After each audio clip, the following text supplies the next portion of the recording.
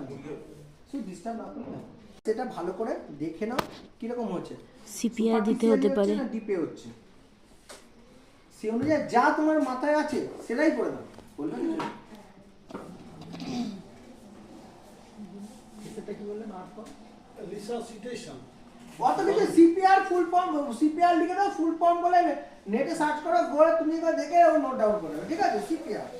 আর যেটা হবে না এগুলো যেগুলো নোট ডাউন করে রাখবে সব আমি বৃহস্পতিবার অথবা এই যে মাসেলস গুলো ক্র্যাম্প করতে পারে, তাহলে আমার তিনটে মাসেলস আমি বললাম, এইটা এটা এটা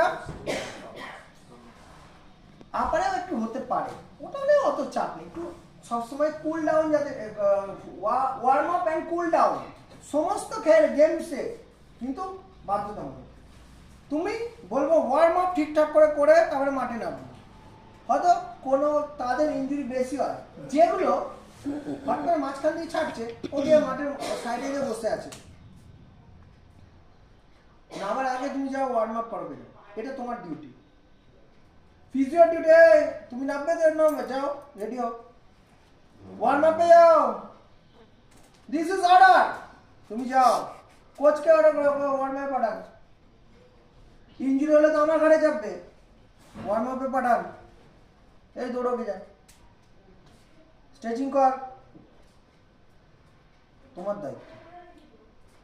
কোচ অনেক কিছু দেখছে, তার কারণ অবধি যখন চলে গেল না, শুনবে না বলে তো শুনতে হবে।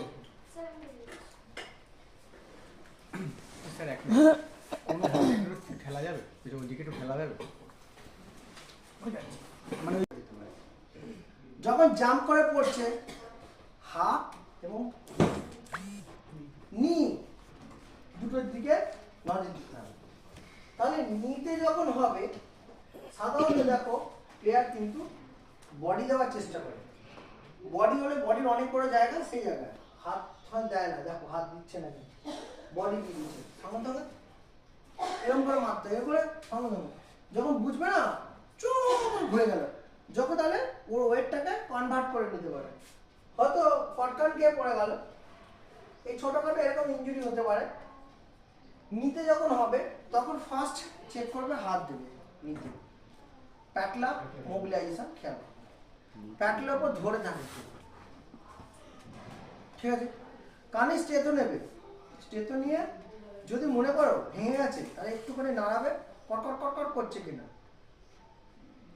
হাঁটুতেই দিতে হবে না, এখানে ঠেকাও, ঠিকই এরকম নাড়াও, তাহলে দেবে বুঝে যাবে এটা ভেঙে গেছে, সঙ্গে সঙ্গে বল দাও।